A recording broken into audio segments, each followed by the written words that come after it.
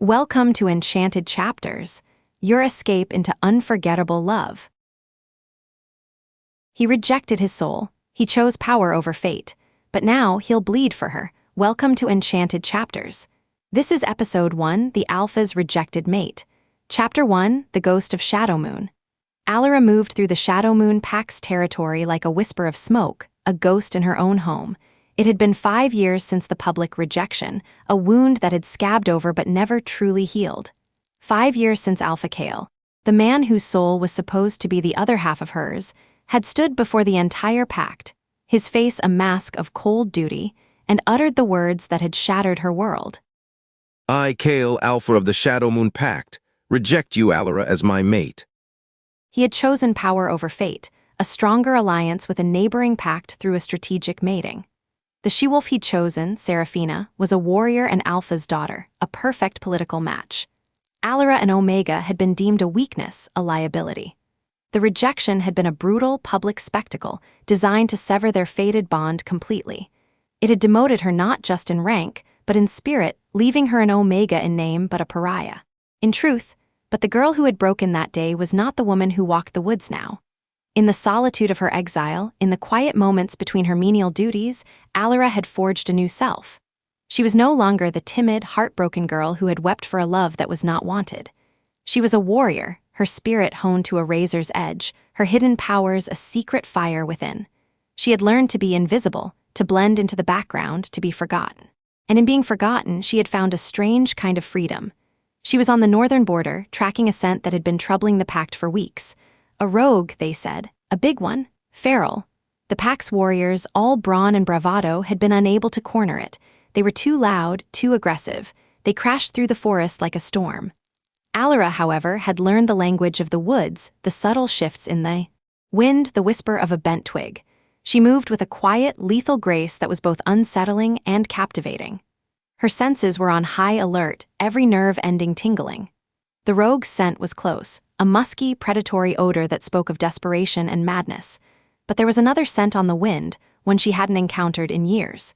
It was a scent that made her heart ache with a phantom pain, a scent of time, winter air, and something else, something that was pure Kael. Regret. She froze, melting into the shadows of an ancient oak, a patrol, and Kael was leading it. She hadn't been this close to him in years. She had perfected the art of avoidance, her schedule a carefully constructed dance to keep her out of his path. But now, the rogue's trail had led her directly into this. She watched from the shadows as he and his warriors appeared, their powerful forms moving with a practiced ease. Kael was at the forefront, his presence a tangible force. He was bigger than he had been 5 years ago, broader in the shoulder, his face more chiseled, more severe. He exuded a raw, primal energy that was both intimidating and intoxicating. His eyes, the color of a stormy sea, were shadowed with a deep, gnawing regret that he tried to conceal beneath a mask of command. He stopped, his head lifting, his nostrils flaring. He had caught her scent. She held her breath, her heart, a frantic drum against her ribs. She had learned to mask her scent, to blend it with the earth and the trees, but there was no hiding from an alpha, especially not from the alpha who was her fated mate. "What is it, Alpha?" one of the warriors asked, his hand on the hilt of his knife. Kael didn't answer. His eyes scanned the forest, a flicker of something she couldn't decipher in their depths. Longing? Pain? Or was it just her own wishful thinking? "It's different," he finally murmured, his voice a low rumble that vibrated through the ground. Her scent. It's not just Omega, he was right. Her scent was no longer just one of submission. It was of wild herbs, of steel, of a strength that had been forged in the fires of her own personal hell. It was the scent of a survivor. He took a step in her direction, his eyes narrowing. She pressed herself further into the shadows, her hand instinctively going to the small, sharp knife she always carried. She would not be found, she would not be confronted, she would not give him the satisfaction of seeing her, of knowing that she was still here, still breathing, still existing. But then a twig snapped to her left. The rogue. It was here, and it was close. Kael's head whipped around, his attention instantly diverted. The rogue's scent was stronger now, a wave of feral madness that washed over them. The warriors tensed, their hands going to their weapons. Kael let out a low growl, a command for them to hold their position. Elara knew this was her chance to disappear, to melt back into the forest and let the alpha and his warriors deal with the threat. But something held her back. This was her territory, her home, and she would not let this rogue or any other threat terrorize it. She emerged from the shadows, her knife in her hand, her eyes fixed on the spot where the rogue was hiding. The warriors stared at her, their mouths agape. They hadn't seen her, hadn't scented her. She had been a ghost to them, a phantom in the woods. Kael's eyes widened, a storm of emotions swirling in their depths. He saw her, truly saw her, for the first time in 5 years. And in that moment, he saw not the broken Omega he had rejected, but a woman of quiet, lethal grace, a warrior in her own right. And the sight of her, so strong, so beautiful, so utterly captivating, sent a possessive, unfamiliar ache through his wolf, a primal urge to claim what he had so foolishly thrown away. Elara, he breathed, her name a ghost on his lips. She ignored him, her focus entirely on the threat that lay hidden in the undergrowth. "It's flanking you," she said, her voice calm and steady, betraying none of the turmoil that was raging inside her. "It's smart. It's been watching." "You," the rogue burst from the trees, a massive, snarling beast with mad. If you're enjoying this story, take a moment to subscribe and tap the bell icon so you never miss a new chapter. Now, let's continue. Fur and crazed eyes. It was bigger than any wolf she had ever seen, a true monster. The warriors charged, their battle cries echoing through the forest. But the rogue was too fast, too strong. It swatted them aside like flies, its claws tearing through flesh and fur. Kael was a whirlwind of motion, a blur of black fur and flashing teeth. He met the rogue head-on, his alpha strength a formidable weapon, but even he was struggling. The rogue was a force of nature, a creature of pure, unadulterated rage. Elara watched, her heart in her throat. She could run, she could disappear, but she was not that girl anymore. She was a warrior, and she would not abandon her pack, her alpha, to a monster. She moved, a shadow in the chaos, her knife a silver blur. She didn't have the brute strength of the warriors, but she had speed, agility, and a knowledge of anatomy that was second to none. She darted in, her knife finding the rogue's vulnerable spots, the soft tissue between its ribs, the tendons in its legs. The rogue roared in pain and frustration, its attention turning to her. It lunged, its massive jaws snapping at the air where she had been a second before. She danced back, her movements fluid and precise. She was a phantom, a ghost, a whisper of smoke. And she was a warrior. Kael, seeing her in danger, let out a furious roar. He renewed his attack, his body a battering ram of muscle and fury. Together they were a symphony of violence, a dance of death. He was the thunder, and she was the lightning. He was the storm, and she was the calm in its eye. Finally, with a last, desperate lunge, Kael's jaws closed around the rogue's throat.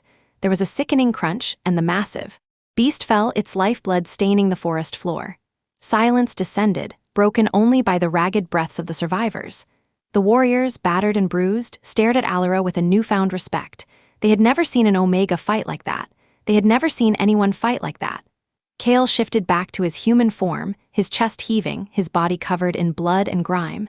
He walked towards her, his eyes never leaving hers. The storm in their depths was more intense than ever, a maelstrom of regret, longing, and a fierce, possessive pride. "You're hurt," he said, his voice rough with emotion. He reached for her, his hand hovering over a long gash on her arm. She flinched back, her eyes cold. "I'm fine," she said, her voice A whip crack of ice. She would not let him touch her. She would not let him see the effect. He still had on her. She would not give him the satisfaction. She turned and walked away, her back straight, her head held high. She was Elara, the rejected Omega, the ghost of Shadowmoon, but she was also a warrior, and she would not be broken again. People watched her go, his heart a leaden weight in his chest.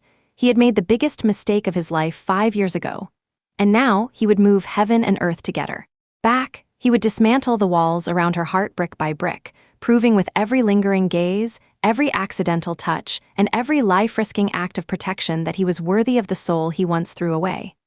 Her surrender would not be easy, but their destiny, a primal, inescapable force, would not be denied. He had rejected his soul. Now, he would bleed for her. Kael's rejection had been the most public of humiliations. He had stood before the entire pack, the full moon casting a silvery glow on his dark hair, his face a mask of cold, implacable duty. Elara had stood before him, her heart a wild, frantic bird in her chest, her eyes wide with a mixture of hope and a dawning, sickening dread. She had known, even then, what was coming. She had seen it in the way he had been avoiding her, in the strained, formal conversations, in the way his eyes would slide past hers, refusing to meet her gaze. But she had still hoped. She had hoped that the bond between them, the one she had felt since she was a child, the one that had hummed between them like a live wire, would be enough. She had hoped that he would choose her, his fated mate, over the political alliance that his father, the former Alpha, had been pushing for. But he hadn't. He had chosen power. He had chosen duty. He had chosen Seraphina. I, Kael, Alpha of the Shadowmoon Pack, reject you, Elara, as my mate. The words had been a physical blow, a punch to the gut that had stolen the air from her lungs. She had staggered back, her hand flying to her mouth to stifle a sob. The pack had been silent, their eyes a mixture of pity, scorn, and a cold, clinical curiosity. They were watching her, waiting for her to break, to fall to her knees and beg. But she hadn't. She had held her head high, her eyes meeting Kael's for a brief, searing moment. And in that moment, she had seen a flicker of something in his eyes, a flash of pain, of regret, of a love that he was so cruelly denying. But it was gone as quickly as it had come, replaced by the cold, hard mask of the Alpha. She had turned and walked away, her back straight, her heart a shattered mess in her chest. She had not run. She had not cried. She had simply walked away, leaving behind the life she had known, the love she had cherished, the man who was her destiny. The years that followed had been a blur of pain and a quiet, simmering rage. She had been demoted to the lowest rank in the pack, an omega in name but a pariah in truth. She was given the most menial of tasks, the ones that no one else wanted. She was ignored, ostracized, treated as if she were invisible. And in a way, she was. She was a ghost, a phantom, a whisper of a memory of a girl who had once been loved. But in the solitude of her exile, something had shifted. The pain had not disappeared, but it had changed. It had hardened, sharpened, forged itself into a weapon. The rage had not dissipated, but it had been channeled, focused, honed into a tool. She had started training in secret, in the dead of night, in the hidden corners of the territory. She had learned to fight, to track, to survive. She had learned to be strong, not just for herself, but for the day when she would finally have her revenge. But revenge was a bitter, empty thing.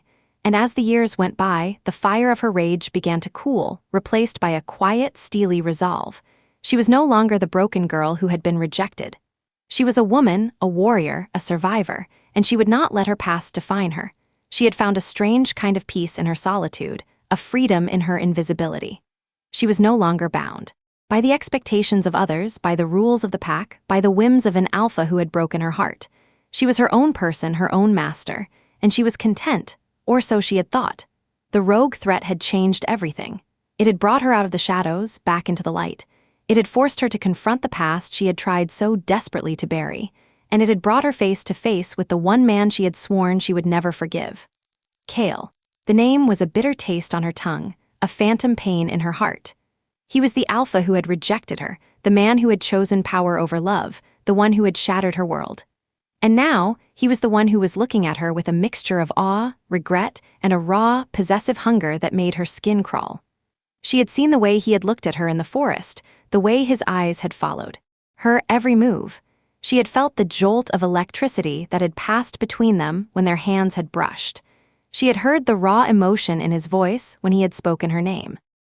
And she knew with a sickening certainty that the bond between them was not as severed.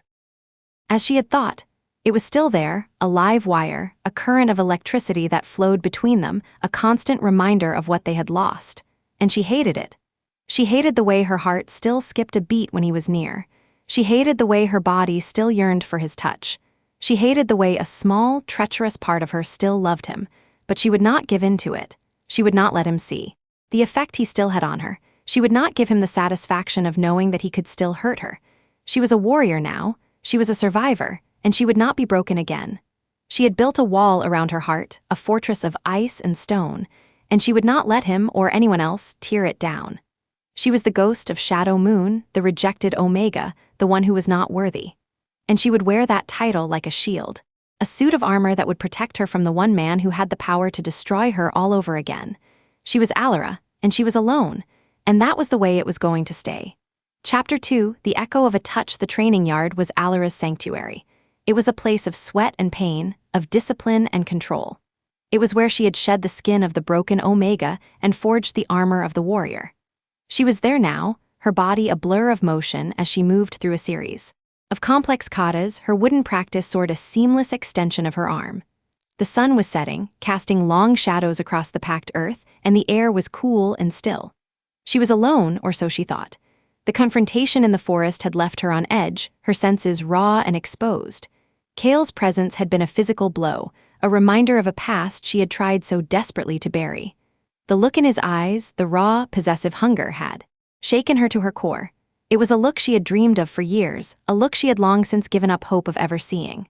She finished her kata with a sharp, clean strike, her breath coming in ragged gasps. She stood for a moment, her eyes closed, her body humming with a familiar energy. It was in this state of exhaustion and focus that she felt most alive, most herself. "You're good." The voice, low and resonant, shattered to stillness. Her eyes snapped. Open. Kael was standing at the edge of the training yard, his arms crossed over his broad chest, his eyes fixed on her. He had been watching her, she realized, and the thought sent a jolt of both anger and a strange, unwelcome pleasure through her. "What do you want, Alpha?" she asked, her voice cold and formal. She refused to let him see how his presence unnerved her. "I wanted to see you," he said, his voice softer than she had ever. Heard it, I wanted to see the warrior who fought a feral rogue and walked away with barely a. "Scratch, I was lucky," she said, turning away from him, her heart pounding in her chest. "It wasn't luck," he said, taking a step closer. "It was skill. It was strength. It was." Magnificent. She flinched at the compliment, a strange, unfamiliar warmth spreading through her. She was not used to praise, not from him, not from anyone. She had lived in the shadows for so long that the light was a painful, blinding thing. "I don't need your compliments, Alpha," she said, her voice tight. "I know," he said, his voice a low murmur. He was closer now. So close she could feel the heat radiating from his body. So close she could smell the scent of pine and winter air that was so uniquely him, but I need to give him. He reached out, his hand hovering over her arm, the one that had been gashed by the rogue. "You should have let the healer see to this," he said, his voice laced with a concern that felt both foreign and intoxicating. "It's just a scratch," she said, her voice barely a whisper. She could feel the pull of him, the magnetic force that had always existed between them, a force she had fought so hard to deny. His fingers brushed against her skin, a touch as light as a feather, but it sent a shockwave through her, a jolt of pure, unadulterated electricity. She gasped, her eyes flying to his. The air between them crackled, thick with unspoken words, with years of pain and longing, with the ghosts of what could have been and the searing, unspoken question of what could be. He snatched his hand back as if he had been burned, his eyes wide with a mixture of shock and a raw, primal hunger. He had felt it too, the undeniable, inescapable pull of their fated bond. The bond he had tried to sever, the bond that was now roaring back to life with a vengeance. "I should go," he stammered, taking a step back, his carefully constructed mask of command crumbling. She watched him go, her body trembling, her heart a wild, frantic drum. The touch, the brief, accidental brush of his skin against hers, had been more intimate than any kiss, more powerful than any embrace. It was the echo of a touch that had been destined for her, a touch she had been denied, a touch that had now, after all these years, found its way home. She sank to her knees, her practice sword clattering to the ground. The warrior, the ghost, the phantom of Shadowmoon was gone. In her place was a woman who was once again, after all these years, in danger of falling for the one man she could never have, the one man who had already broken her heart. She was not the same girl. This time she was a warrior, and she would not go down without a fight. The memory of his touch lingered on her skin, a phantom heat that refused to fade. She could still feel the rough calluses on his fingertips, the gentle pressure of his hand. It was a touch that spoke of 1,000 unspoken words, a touch that promised a future she had long since given up on. She hated herself for the way her body had responded to him, for the way her heart had leaped into her throat, for the way a small, treacherous part of her had yearned for more. She had spent 5 years building a fortress around her heart, a wall of ice and stone that was supposed to be impenetrable. But with a single touch, he had managed to find a crack, a chink in her armor. And she knew, with a sickening certainty, that if she wasn't careful, he would tear it all down. She rose to her feet, her body still trembling. She would not let him win. She would not let him see the effect he had on her. She would not give him the satisfaction of knowing that he could still hurt her. She picked up her practice sword, her grip tight, her knuckles white. She would train until she was so exhausted that she couldn't think, couldn't feel, couldn't remember the touch of his hand on her skin. She would train until the only thing she could feel was the burn of her muscles, the ache in her bones, the familiar, comforting pain of a body pushed to its limits. She was a warrior. She was a survivor, and she would not be broken again. But as she moved through the familiar katas, her movements sharp and precise, she couldn't shake the feeling that she was fighting a losing battle. The wall around her heart was already crumbling, and she knew, with a dawning, terrifying certainty, that it was only a matter of time before it came crashing down. And when it did, she didn't know if she would have the strength to rebuild it. Kael, for his part, was in a state of turmoil. The encounter in the training yard had shaken him to his core. He had felt the jolt of electricity that had passed between them, the undeniable, inescapable pull of their fated bond. And he had seen the look in her eyes, the mixture of fear, anger, and a raw, vulnerable longing that had mirrored his own. He had spent 5 years trying to forget her, trying to convince himself that he had made the right choice. He had thrown himself into his duties as Alpha, his alliance with Seraphina, his responsibilities to his pack. He had built a life for himself, a life that was devoid of love, of passion, of the one woman who was his destiny. But it had all been a lie. He had never forgotten her. He had never stopped loving her. And now, after all these years, she was back. And she was more beautiful, more captivating, more magnificent than he had ever remembered. He wanted her. He wanted her with a desperation that was all-consuming, a hunger that was primal and raw. He wanted to touch her, to hold her, to kiss her. He wanted to erase the years of pain and loneliness, to make up for the mistake that had cost him everything. And he knew that it wouldn't be that easy. He had hurt her, betrayed her, broken her heart. And he knew that she would not forgive him easily. He would have to earn her trust, her respect, her love. He would have to prove to her that he was a changed man, that he was worthy of her. And he would. He would move heaven and earth to win her back. He would dismantle the walls around her heart brick by brick, proving with every lingering gaze, every accidental touch, and every life-risking act of protection that he was worthy of the soul he once threw away. Her surrender would not be easy, but their destiny, a primal, inescapable force, would not be denied. He had rejected his soul. Now, he would bleed for her. He would start by showing her that he was not the same Alpha who had rejected her. He would show her that he was a man who was capable of love, of compassion, of a devotion that was absolute. He would start by protecting her. The rogue threat was still out there, a shadow on the edges of their territory. And he knew with a chilling certainty that they would be back. And when they did, he would be ready. He would not let them harm her. He would not let anyone harm her. She was his mate, and he would protect her with his life. Chapter 3: The Weight of a Touch. The rogue threat was not a singular entity. The death of the large feral wolf at the hands of Elara and Kael was not an end, but a beginning. More attacks followed, each one more brazen and coordinated than the last. It became clear that they were not dealing with a simple rogue, but a pack of them, organized and intelligent. The Shadowmoon Pack was on high alert, its borders reinforced, its warriors patrolling day and night. Elara, once a ghost, was now a vital part of the pack's defense. Her knowledge of the forest, her tracking skills, and her unorthodox fighting style had proven invaluable. The other warriors who had once scorned her now looked at her with a mixture of awe and respect.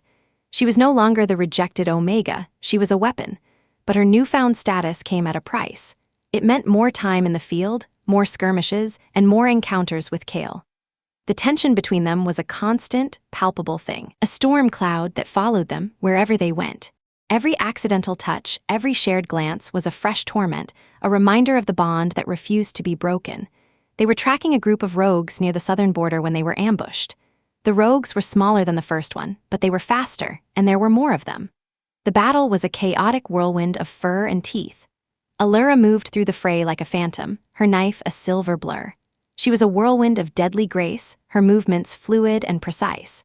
She took down 2 of the rogues, her knife finding their weak spots with unerring accuracy. But as she turned to face a third, a fourth came at her from the side, its claws tearing through the flesh of her thigh. She cried out in pain, her leg buckling beneath her. The rogue lunged, its jaws snapping at her throat. But before it could reach her, a black wolf, a creature of pure, primal fury, slammed into it, sending it flying. It was Kael. He stood over her, his body a protective shield, his eyes burning with a rage that was terrifying to behold. He let out a roar that shook the very trees, a challenge to any who dared to harm his mate. The remaining rogues, seeing the fury in the Alpha's eyes, turned and fled. The other warriors, who had been engaged in their own battles, rushed to their Alpha's side. "Alpha, are you all right?" one of them asked. Kael ignored him. He shifted back to his human form, his eyes fixed on Elara. He knelt beside her, his hands hovering over the deep gash in her thigh. "You're hurt," he said, his voice thick with a mixture of anger and a raw, gut-wrenching. Fear. "I'm fine," she said, her voice tight with pain. She tried to get up, but her leg wouldn't support her. "You're not fine," he said, his voice a low growl. He looked at the other warriors. "Get her back to the pack house." "Now, I can walk," she protested, but her voice was weak. "No," he said, his voice leaving no room for argument. He scooped her up. To his arms, his touch surprisingly gentle, untaking you. She wanted to fight, to struggle, to tell him to put her down. But she was too weak, too tired, and his arms felt too right. She hated herself for it, but she leaned into his strength, her head resting against his broad chest. She could feel the steady beat of his heart, a rhythm that was both familiar and foreign, a rhythm that her own heart had once yearned to match. The journey back to the pack house was a blur of pain and a strange, intoxicating sense of peace. Kael carried her as if she weighed nothing, his long strides eating up the ground. He didn't speak, but his silence was more eloquent than any words. It spoke of regret, of longing, of a fierce, protective instinct that he could no longer deny. He took her not to the healer's den, but to his own private quarters, a place she had never been, a place she had only dreamed of. He laid her gently on his bed, the soft furs, a stark contrast to the hard, unforgiving ground of the forest. "I'll get the healer," he said, his voice rough. "No," she said, her voice barely a whisper. "I can do it." He hesitated, his eyes Searching hers. He saw the strength in them, the quiet determination, and he knew that she was not. the same girl he had rejected. She was a woman, a warrior, a survivor, and she was more than capable of tending to her own wounds.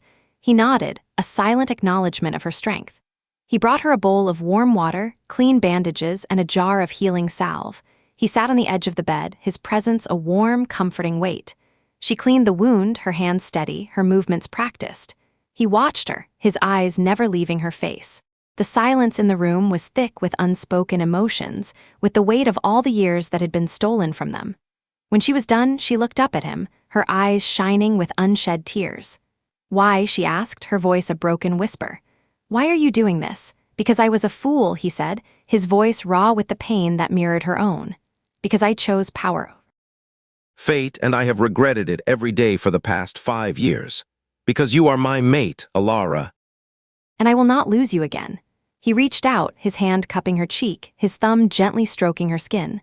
The touch was not electric this time.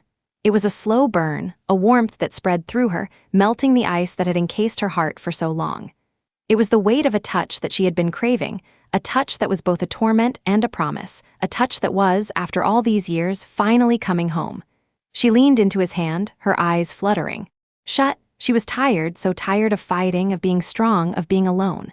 For the first time in 5 years, she allowed herself to feel the pull of him, the magnetic force that was their destiny. And in the quiet of the Alpha's chambers, with his hand on her cheek and his heart in his eyes, she allowed herself to hope. His thumb stroked her cheek, a slow, deliberate movement that sent shivers down her spine. She could feel the calluses on his skin, the evidence of a life, of training and fighting. But his touch was surprisingly gentle, as if he were afraid of breaking her. She knew she should pull away, that she should put up her walls and push him out. But she couldn't. She was too tired, too weak, too vulnerable. And in that moment, she didn't want to be strong. She just wanted to be held. She leaned into his touch, a silent surrender. He let out a breath he didn't realize he had been holding, a sound of pure, unadulterated relief. He had been so afraid that she would reject him, that she would push him away, that she would tell him to leave. But she hadn't. She had let him in just a little, and it was enough. He moved closer, his body a warm, solid presence beside her. He didn't try to kiss her, didn't try to take things further. He just sat with her, his hand on her cheek, his eyes on her face. He was giving her time, giving her space, letting her set the pace. And for that, she was grateful.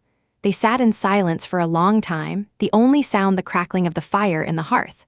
It was a comfortable silence, a silence that was filled with unspoken words, with shared emotions, with a sense of peace that she hadn't felt in years. She had been so alone for so long, so used to relying on herself, on her own strength. But now, with Kael by her side, she didn't feel so alone anymore. She felt safe. It was a dangerous feeling, a feeling that could lead to heartbreak. But in that moment, she didn't care. She was tired of being afraid, she was tired of being alone, and she was tired of fighting a battle that she was destined to lose. She was his mate, and he was hers. And no matter how much she tried to deny it, no matter how much she tried to fight it, their souls were bound together, two halves of the same whole.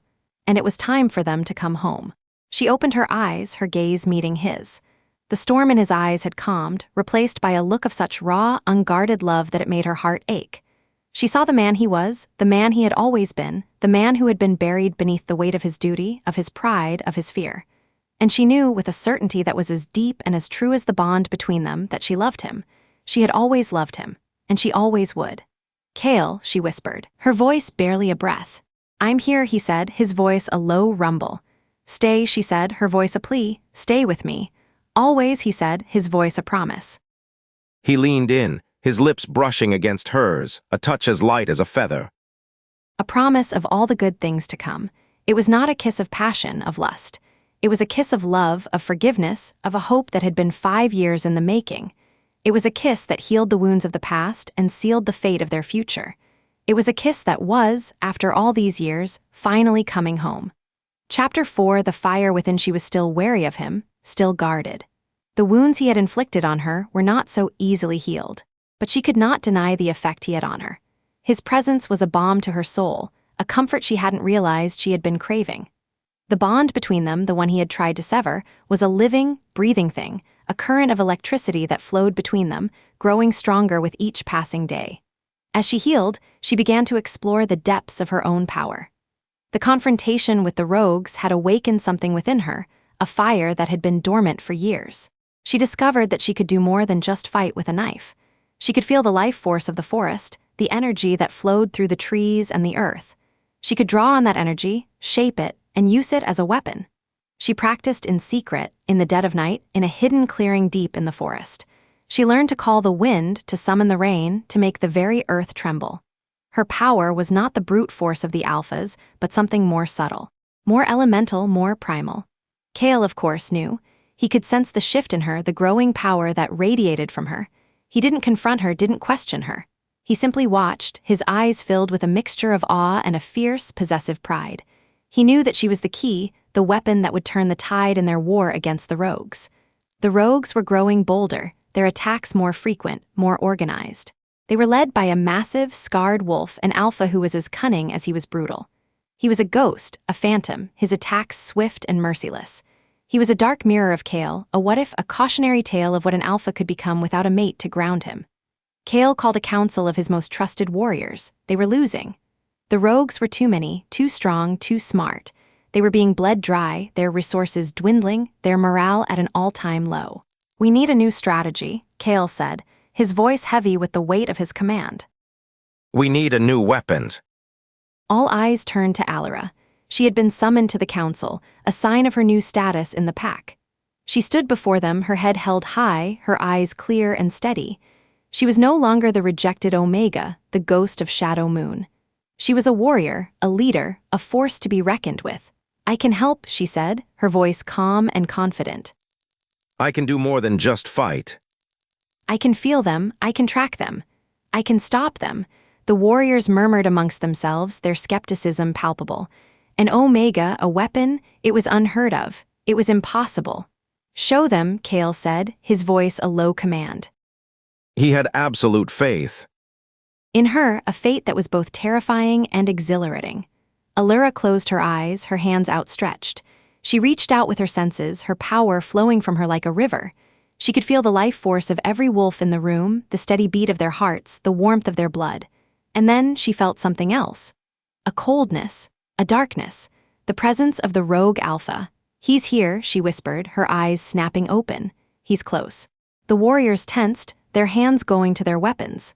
Kael stood by her side, his body a protective shield. "Where?" he asked, his voice a low growl. "He's watching us," she said, her eyes scanning the trees at the edge of the clearing. "He's learning." And then he was there. The rogue alpha, a massive, scarred beast, emerged from the shadows, his eyes burning with a cold, malevolent intelligence. He was not alone. He was flanked by a dozen of his strongest warriors. The Shadowmoon warriors formed a defensive circle, their growls a low rumble of defiance. Kael stood at the forefront, his body radiating a power that was both terrifying and magnificent. "So the little Omega has some fight in her after all," the rogue Alpha sneered. His voice, A gravely rasp.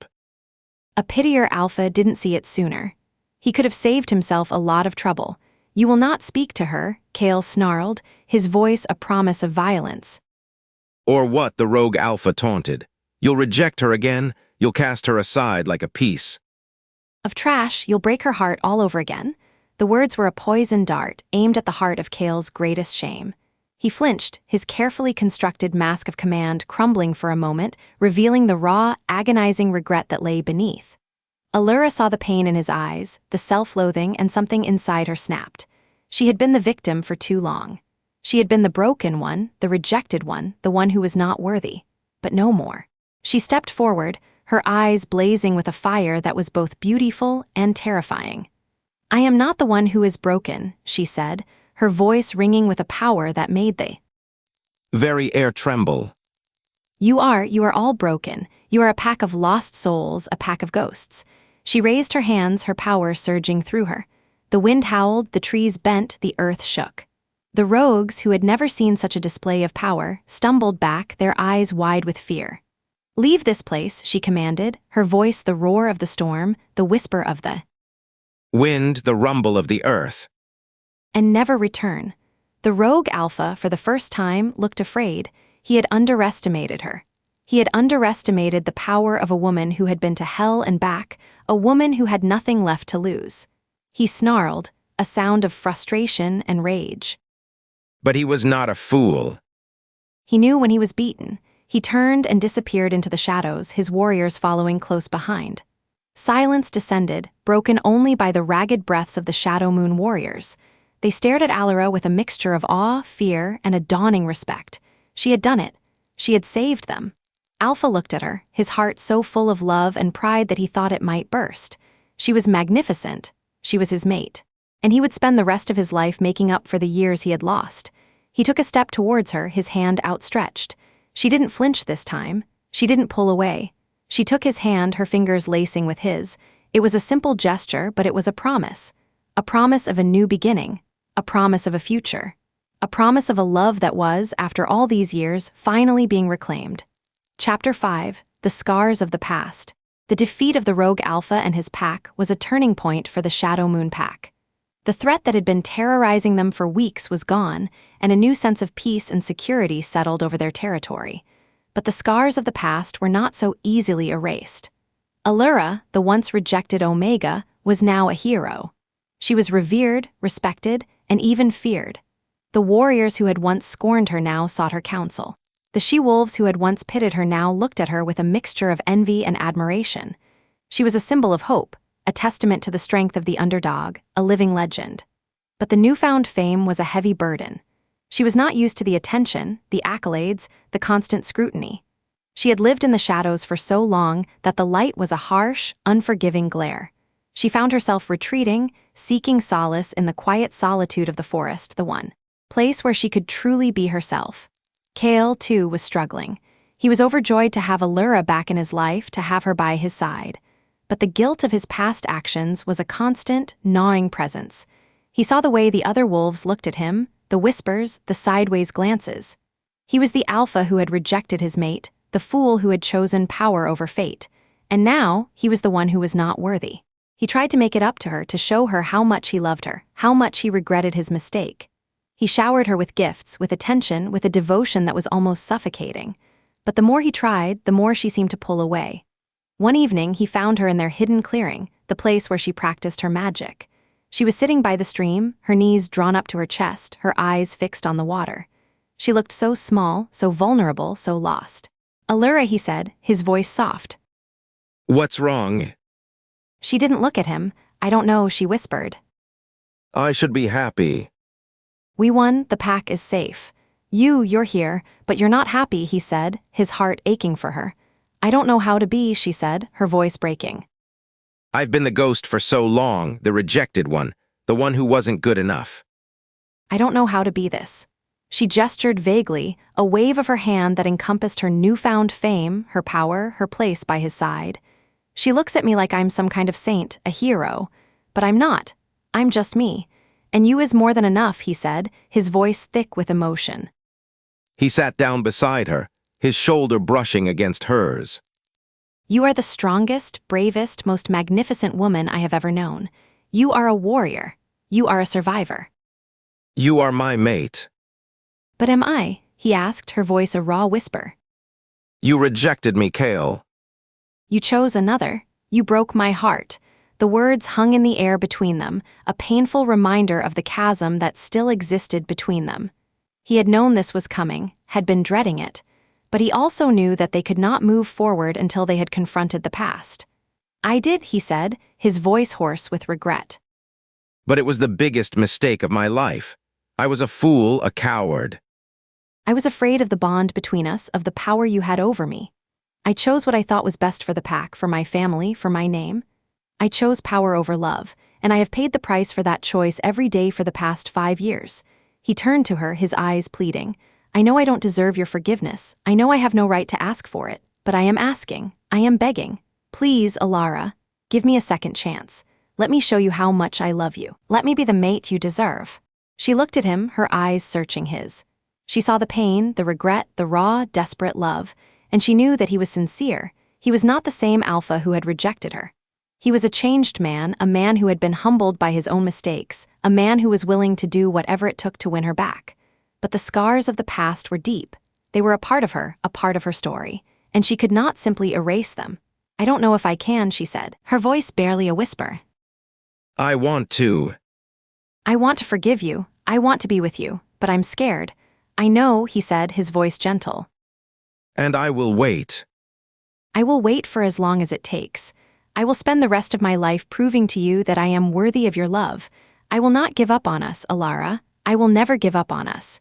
He leaned in, his forehead resting against hers. They sat there for a long time, the silence of the forest enveloping them. It was not a comfortable silence, but it was start. It was a silent acknowledgement of the pain, the regret, the hope. It was the beginning of a long, difficult journey, a journey of healing, of forgiveness, of a love that was, after all these years, finally being given a second chance. Chapter 6. A Dance of Souls. The annual Moonfire Festival was a time of celebration for the Shadowmoon Pack, a night to honor the moon goddess and the bonds that held them together. It was a night of feasting, of dancing, of revelry. And for Elara, it was a night of reckoning. She had been avoiding Kael for days, ever since their conversation in the hidden clearing. She needed time to think, to process, to come to terms with the maelstrom of emotions that was raging inside her. But there was no avoiding him tonight. As the Alpha, he was the center of the festivities. And as his mate, she was expected to be by his side. The thought sent a jolt of both fear and a strange, unwelcome excitement through her. She had never attended the Moonfire Festival as anything other than a ghost, a shadow on the fringes of the celebration. To be there as the Alpha's mate, as a hero, as a woman who was loved, it was a terrifying prospect. She dressed with care, choosing a simple, elegant gown of midnight blue that shimmered in the moonlight. She left her hair down, a cascade of silver waves that fell to her waist. She wore no jewelry, no adornments. Her only accessory was the newfound confidence that radiated from her, a quiet strength that was more beautiful than any diamond. When she entered the festival grounds, a hush fell over the crowd. All eyes turned to her, a mixture of awe, respect, and a dawning admiration. She was a vision, a goddess, a queen, and she was theirs. Kael was waiting for her by the bonfire, his eyes burning with a fierce, possessive pride. He was dressed in black, his Alpha status a tangible presence. He looked every inch the king, the warrior, the man who had fought for his pack, for his mate, for his very soul. He held out his hand to her, a silent invitation. She hesitated for a moment, her heart pounding in her chest, and then she took it. His hand was warm and strong, his grip firm and reassuring. It was the hand of a man who would never let her go again. He led her to the center of the clearing, to the space that had been cleared for dancing. The music started, a slow, haunting melody that seemed to echo the beating of her own heart. They began to dance, their bodies moving together in perfect sync. It was not a dance of passion, of seduction. It was a dance of souls, a silent conversation of two hearts that were finally, after all these years, finding their way back to each other. He held her close, his hand resting on the small of her back, his breath warm on her cheek. "You are so beautiful," he whispered, his voice thick with an emotion that was so raw, so real that it made her tremble. "Kael," she whispered, her voice barely audible over the music. You don't have to say anything," he said, his voice gentle. "Just dance with me." And so she did. She danced with him under the light of the moon. Surrounded by the warmth of the bonfire and the love of their pack. She let go of her fear, of her anger, of her pain. She let go of the past. And for the first time in a long time, she allowed herself to be happy. As the music swelled, he spun her around, his eyes never leaving hers. And in their depths, she saw not the alpha who had rejected her, but the man who loved her, the man who would move heaven and earth to be with her, the man who was her destiny. And in that moment, she knew. She knew that she could forgive him. She knew that she could love him. She knew that she could be his mate. When the music ended, he pulled her close, his lips just inches from hers. The world seemed to fade away, the sounds of the festival, the faces of the pack, the light of the moon. There was only him, only her, only the two of them, two house of the same soul, finally reunited. "I love you, Elara," he whispered, his voice a raw.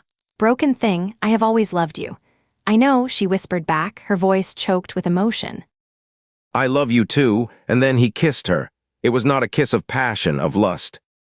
It was a kiss of love, of forgiveness, of a promise that had been 5 years in the making. It was a kiss that healed the wounds of the past and sealed the fate of their future. It was a kiss that was, after all these years, finally coming home. Chapter 7, A New Dawn. The kiss was a catalyst, a spark that ignited the embers of their bond into a blazing inferno. The years of pain, of loneliness, of regret were burned away in the fire of their love, leaving only the pure, unadulterated joy of two souls who had finally found their way back to each other. The days that followed were a blur of happiness. Elara and Kael were inseparable, their love a beacon of hope for the entire pack.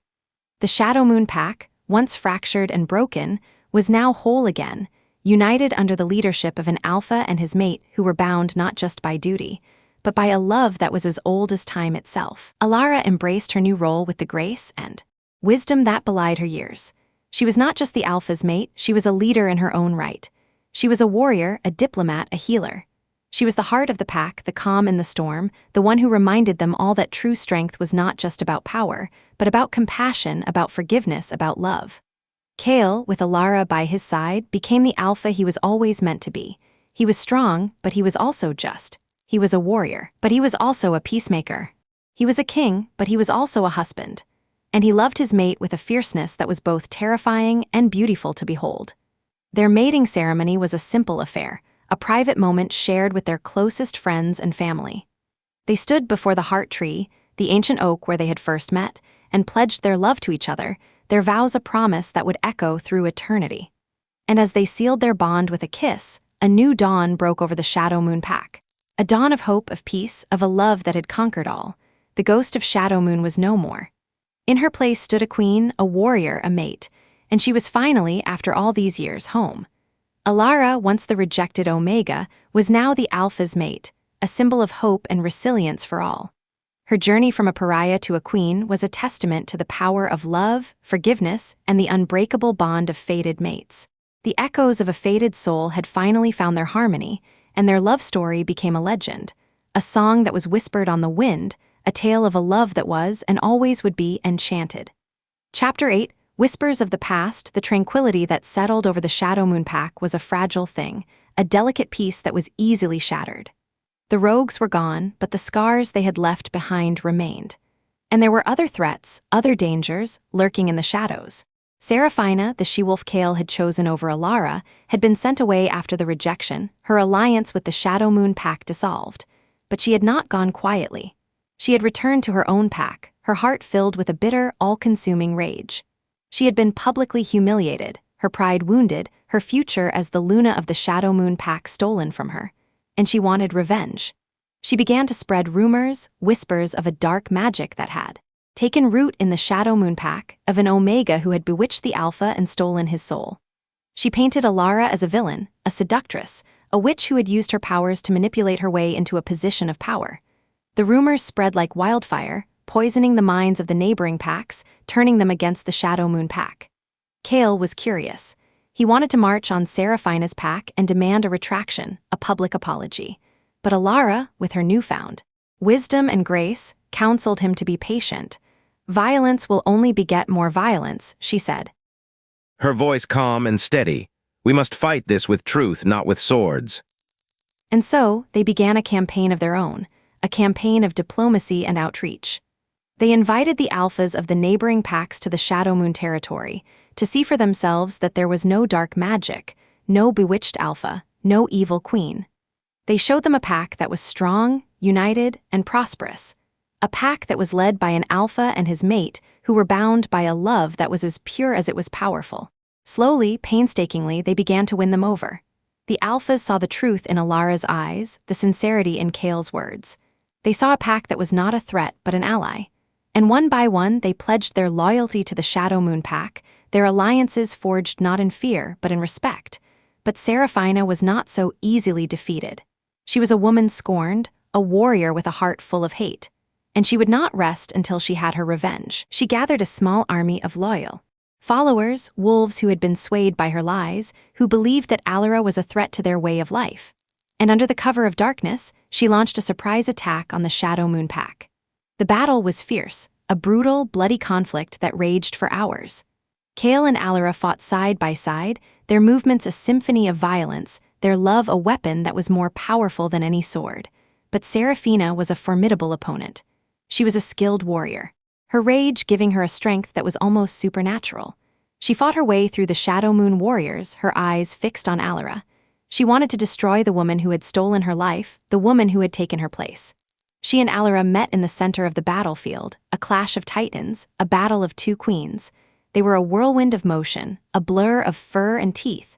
But Elara had something Seraphina did not. She had the love of her mate, the support of her pack, and a power that was born not of hate, but of a fierce, protective love. With a final, desperate lunge, Elara disarmed Seraphina, her knife at the she-wolf's throat. The battle stopped, all eyes on the two she-wolves. "It's over, Seraphina," Elara said, her voice firm but not unkind. "Go home and do not return." Seraphina looked at her, her eyes filled with a mixture of hate, defeat, and a dawning understanding. She had lost. She had been consumed by her own bitterness, her own rage, and in the end it had destroyed her. She turned and walked away, her followers trailing behind her. The battle was over. The Shadowmoon Pack was victorious. And as the sun rose on a new day, a new era of peace and prosperity began for the Shadowmoon Pack, an era that had been forged in the fires of battle, an era that had been won not by swords, but by the power of love. Chapter 9, The Promise of Forever. The defeat of Seraphina and her followers marked the end of the turmoil that had plagued the Shadowmoon Pack for so long. The whispers of the past had been silenced, the threats of the present had been vanquished, and the future looked bright. Elara and Kael, their love tested and proven, settled into their roles as the leaders of the Shadowmoon Pack. They ruled with a wisdom and grace that earned them the respect and admiration of all who knew them. They were a team, a partnership, a love story that would be told for generations to come. They had faced their demons, both internal and external. They had fought for their love, for their pack, for their very lives, and they had won. One evening, as they sat by the fire in their private chambers, Kael turned to Elara, his eyes filled with a love that was so deep, so profound that it took her breath away. "I love you, Elara," he said, his voice thick with emotion, more than life itself. "And I love you, Kael," she said, her voice a soft whisper, "always and forever." He took her hand, his thumb gently stroking her skin. "I know I can never fully make up for the pain I caused you," he said, his voice filled with a familiar regret. "But I will spend the rest of my life trying." "You already have," she said, her voice firm. "We have a new beginning, Kael, a new life, a new future. Let's not waste it by dwelling on the past." He smiled, a slow, beautiful smile that lit up his entire face. "You are so wise," he said. His voice filled with an awe that still, after all this time, made her blush. "I learned from the best," she said, her eyes twinkling. He laughed, a deep, rumbling sound that was music to her ears. He pulled her close. His lips finding hers in a kiss that was both passionate and tender, a kiss that was a promise of all the good things to come. And as they held each other in the warm glow of the fire, they knew that their love story was far from over. It was just beginning. They had a lifetime of love, of laughter, of happiness to look forward to. They had a pack to lead, a family to build, a legacy to create. They had forever. And as the moon rose high in the sky, casting its silvery light over the sleeping pack, A new chapter began for the alpha and his mate, a chapter of peace, of love. of a happiness that was as deep and as endless as the night sky. The echoes of a fated soul had finally found their harmony, and their love story became a legend, a song that was whispered on the wind, a tale of a love that was, and always would be, enchanted. Elara's breath hitched. Kael. The name was a shard of ice in her heart, a phantom limb that ached with a pain that never truly faded. She had spent 5 years meticulously crafting a life that did not include him, a life where his name was a forbidden word, a ghost she refused to acknowledge. And now, here he was, a living, breathing embodiment of everything she had lost, everything she had been forced to become. She watched him from the concealing shadows of a massive, ancient oak, its gnarled branches of familiar comfort. He was even more formidable than she remembered. The 5 years that had hollowed her out had only served to build him up. He was broader in the shoulder, his jawline sharper, the lines around his eyes deeper, as avenged by the weight of his alpha duties. He moved with a predatory grace that was both breathtaking and terrifying, a raw, primal energy radiating from him like a physical force. He was every inch the alpha, the king of their territory, a man born to command, and he was her mate. The thought was a bitter pill, a truth she could never escape. The bond, though rejected, still hummed between them, a faint, almost imperceptible current of energy that tied their souls together. It was a cruel joke of the moon goddess, a constant reminder of what could have been, what should have been. He stopped, his head lifting, his nostrils flaring as he tasted the air. He had caught her scent. A jolt of panic, cold and sharp, shot through her.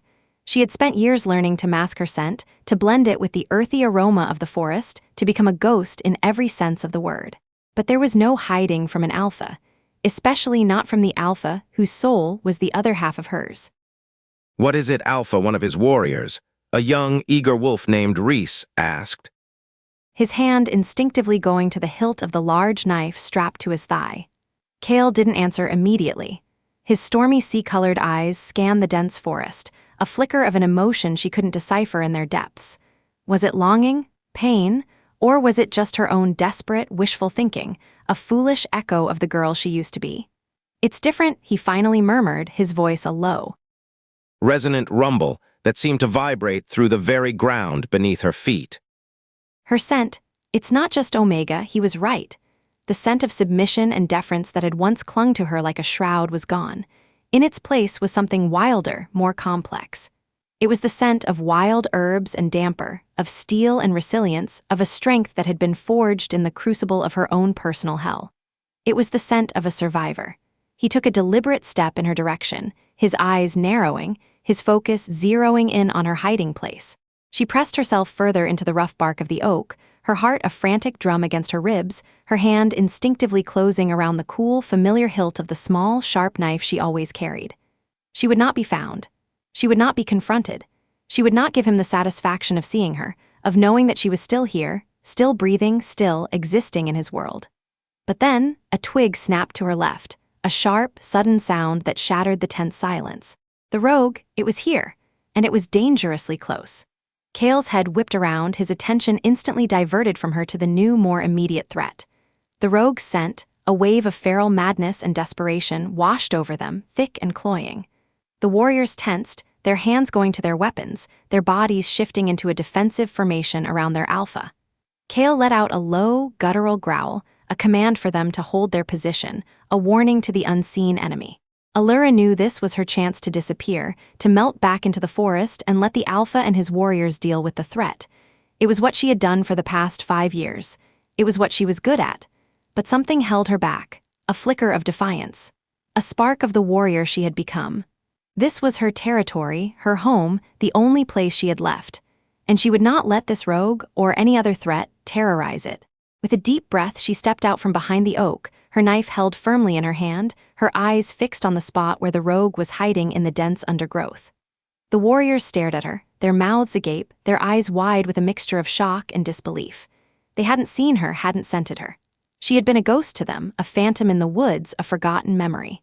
And now, here she was, a flesh-and-blood woman, a warrior in her own right. Kael's eyes widened, a storm of emotions swirling in their depths.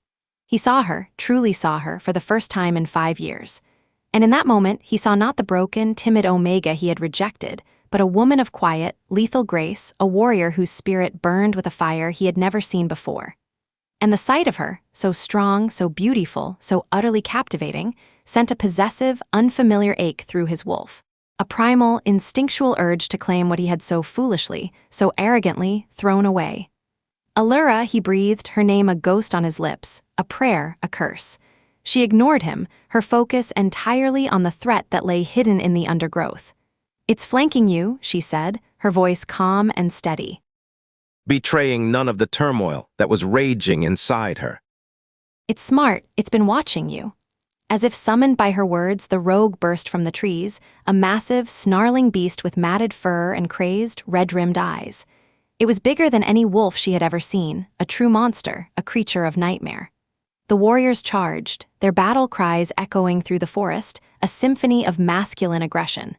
But the rogue was too fast, too strong, too consumed by its own madness. It swatted them aside like flies, its long, sharp claws tearing through flesh and fur with sickening ease. Kael was a whirlwind of motion, a blur of black fur and flashing teeth. He met the rogue head-on, his alpha strength a formidable weapon, but even he was struggling. The rogue was a force of nature, a creature of pure, unadulterated rage. Its every move fueled by a desperation that made it unpredictable and incredibly dangerous. Elara watched, her heart in her throat, her hand gripping her knife so tightly that her knuckles were white. She could run, she could disappear. It was what she was supposed to do. It was what everyone expected her to do, but she was not that girl anymore. She was a warrior, and she would not abandon her pack, her alpha, to a monster. She moved, a shadow in the chaos, her knife a silver blur in the fading light. She didn't have the brute strength of the warriors, but she had speed, agility, and a knowledge of anatomy that was second to none. She darted in, her knife finding the rogue's vulnerable spots, the soft tissue between its ribs, the tendons in its legs, her movements a deadly dance of precision and grace. The rogue roared in pain and frustration, its attention turning from the alpha to the smaller, more agile threat that was tormenting it. It lunged, its massive jaws snapping at the air where she had been a second before. She danced back, her movements fluid and precise, her heart pounding in her chest. She was a phantom, a ghost, a whisper of smoke, and she was a warrior. Kael, seeing her in danger, let out a furious roar, a sound of pure, primal rage. He renewed his attack, his body a battering ram of muscle and fury. Together, they were a symphony of violence, a dance of death. He was the thunder, and she was the lightning. He was the storm, and she was the calm in its eye. Finally, with a last, desperate lunge, Kael's jaws closed around the rogue's throat. There was a sickening crunch, a final, gurgling cry, and the massive beast fell, its lifeblood staining the forest floor a dark, crimson red. Silence descended, broken only by the ragged breaths of the survivors. The warriors, battered and bruised, stared at Elara with a newfound respect, a dawning awe. They had never seen an Omega fight like that. They had never seen anyone fight like that. Kael shifted back to his human form, his chest heaving, his body covered in blood and grime. He walked towards her, his eyes never leaving hers. The storm in their depths was more intense than ever, a maelstrom of regret, longing, and a fierce, possessive pride that was both terrifying and exhilarating. "You're hurt," he said, his voice rough with an emotion she couldn't decipher. He reached for her, his hand hovering over a long, shallow gash on her arm. She flinched back, her eyes cold as ice. "I'm fine," she said, her voice a whipcrack of defiance. She would not let him touch her. She would not let him see the effect he still had on her. She would not give him the satisfaction. She turned and walked away, her back straight, her head held high. She was Elara, the rejected Omega, the ghost of Shadowmoon. But she was also a warrior, and she would not be broken again. Kael watched her go, his heart a leaden weight in his chest. He had made the biggest mistake of his life 5 years ago, a mistake that had haunted him every day since. And now, he would move heaven and earth to get her back. He would dismantle the walls around her heart brick by brick, proving with every lingering gaze, every accidental touch, and every life-risking act of protection that he was worthy of the soul he once threw away. Her surrender would not be easy, but their destiny, a primal, inescapable force, would not be denied. He had rejected his soul. Now he would bleed for her. Chapter 10, the echo of a heartbeat life settled into a comfortable rhythm for the Shadowmoon Pack. The seasons changed, the years passed, and the love between Elara and Kael only deepened. They ruled their pack with a wisdom and grace that was unmatched, their bond a source of strength and inspiration for all. Elara, once the ghost of Shadowmoon, was now a beloved Luna, her name a symbol of hope and resilience. She had found her voice, her power, her place in the world. And she had found a love that was more beautiful, more profound than she had ever imagined. Kael, the alpha who had once been lost in the shadows of his own pride, was now a true king, a leader who was loved and respected by all. He had learned that true strength was not about power, but about love, about forgiveness, about the courage to admit when you are wrong. They had faced their demons, both internal and external. They had fought for their love, for their pack, for their very lives. And they had won. One evening, as they sat on the balcony of their chambers, watching the sun set over their territory, Elara leaned her head on Kael's shoulder, a soft smile on her lips. "Do you ever think about it?" she asked, her voice a soft whisper. About what? He asked, his arm tightening around her. "About us," she said, "about how far we've come." He was silent for a moment, his eyes fixed on the horizon. "Every day," he said, his voice thick with emotion. I think about the fool I was, the man who almost threw away the greatest gift the moon goddess could ever give him. "And I thank her every day for giving me a second chance. We gave each other a second chance," she said, her voice firm. We chose this. "We chose us, and I will choose you every day for the rest of my life," he said, his voice a solemn vow. He turned to her, his eyes filled with a love that was so deep, so profound, that it still, after all these years, took her breath away. He leaned in and kissed her, a slow, tender kiss that was filled with all the love, all the passion, all the history that they shared. It was a kiss that spoke of a love that had been tested and proven, a love that was as strong and as enduring as the ancient mountains that surrounded them. And as the first stars began to appear in the twilight sky, a new sound joined the symphony of the night, a sound that was both new and familiar, a sound that was the promise of a new beginning. It was the sound of a tiny heartbeat, a faint, fluttery rhythm that was a testament to their love, a symbol of their future, a new life that was a part of both of them. Elara placed a hand on her stomach, a radiant smile on her face. Kael's eyes widened, a look of pure, unadulterated joy on his face. He placed his hand over hers, his touch gentle, reverent. "A new chapter," he whispered, his voice filled with an awe that was both humbling and beautiful. "A new beginning," she whispered back, her eyes shining with tears of happiness. And as they held each other close, their hearts beating as one, they knew that their love story was far from over. It was just beginning. They had a new life to welcome, a new generation to raise, a new legacy to create. They had a future. A future that was filled with love, with laughter, with the promise of a happiness that was as boundless as the sky above. The echoes of a faded soul had finally found their harmony, and their love story became a legend, a song that was whispered on the wind, a tale of a love that was, and always would be, enchanted. Will Elara ever truly forgive Kael? Or will the shadows of the past consume them both? Subscribe to Enchanted Chapters and hit the bell so you don't miss episode 2, The Alpha's Secret. Your escape into unforgettable love continues soon. Thank you for listening to Enchanted Chapters.